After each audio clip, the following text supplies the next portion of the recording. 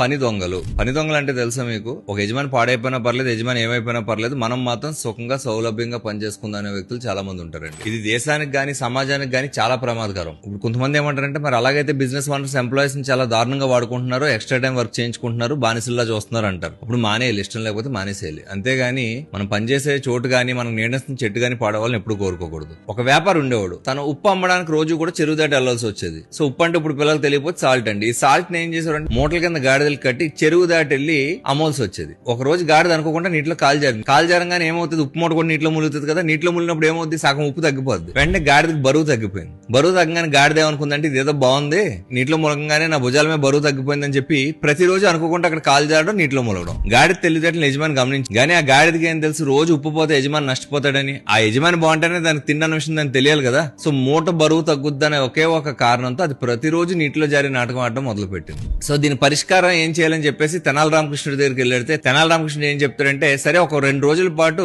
ఉప్పు బదులు పత్తి తీసుకెళ్ళు. పత్తి అంటే కాటన్. నీటిలో మురిగినప్పుడు బరువు పెరుగుద్ది. ఈసారి అలా 2-3 రోజులు ఎప్పుడైతే నువ్వు చేసావో బరువు పెరగంగానే వదిలే పాత కరెక్ట్ అని చెప్పేసి సాధారణంగా నడ్డం మొదలు పెడుద్దని చెప్తాడు. సో ఈ గాడిద 2వ రోజు కూడా యాజ్ గా కాలు జారి నీటిలో ములుగుతుంది. ఈసారి ఏమవుతుంది, నీరు పీల్చుకొని ఆ పత్తి యొక్క బరువు ఇంకా పెరిగిపోయి గాడిద అలసిపోతుంది. ఆ తర్వాత 2 రోజులు చూసాక మళ్ళీ ఉప్పు తీసుకుని వెళ్ళడం మొదలు పెడతాడు వ్యాపారస్తుడు. అంటే ఈ ఉద్యోగం చేసే వాళ్ళు గాడిదలా బిహేవ్ చేస్తున్నారు చాలా చోట్ల. అంటే యజమాని నష్టపోయినా పర్లేదు, మనం షార్ట్ కట్ లో చేసుకుంటూ పోదాం, మనకి ఈ రోజు ఈ వెయిట్ తగ్గితే సరిపోద్దని చెప్పేసి ఇలా చాలా చిన్ని పరిశ్రమలు దెబ్బతినేస్తున్నాయి. అంటే ఇక్కడ గాడిద కథ చెప్పాను కాబట్టి గాడిదలాగా అనాల్సి వచ్చింది. ఇది ఎవరి మనోభావాలు దెబ్బతీయడానికి కాదు. కాకపోతే చాలా చిన్ని పరిశ్రమలు దెబ్బతినేస్తున్నారు. ఎవరికి చెప్పుకోలేరు, నష్టాలు మూసుకోలేరు. రీసెంట్ గా ద టైటాన్ స్టోరీ అని చెప్పేసి ఒక వెబ్ సిరీస్ చూశాను. అందులో టైటాన్ వాచ్ నిలబడడానికి ఒక 8 నెలలు మాత్రమే టైం ఉందన్నప్పుడు ఒక ఎంప్లాయ్ తన దగ్గరకు వచ్చి ఏమంటాడు తెలుసా, సార్ నేను ఈ 8 నెలలు కూడా మీకు 24 గంటలు కేటాయిస్తాను సార్ అని చెప్తాడు. ఇదివరకు అటువంటి లాయల్టీ ఉండేది, ఇప్పుడు అలాంటి లాయల్టీ ఏమీ లేదు. యజమాని డబ్బులు వస్తున్నాయి, మనల్ని వాడుకుంటున్నారని చెప్పేసి ఇన్స్టాగ్రామ్ కోడ్స్, వాట్సాప్ స్టేటస్లు చదివి ఒక తప్పుడు భ్రమలో యజమానులు పాడు చేస్తున్నారు. ఎప్పుడు కూడా గుర్తుపెట్టుకోండి, మనం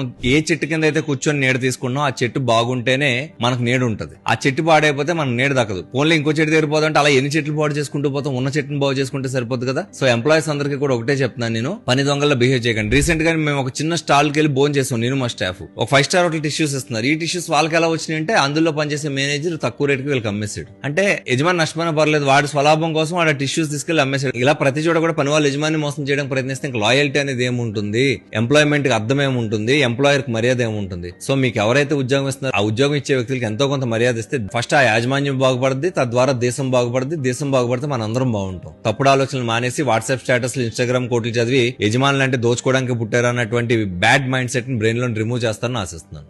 Please like, share and subscribe Giant Media AP and Telangana.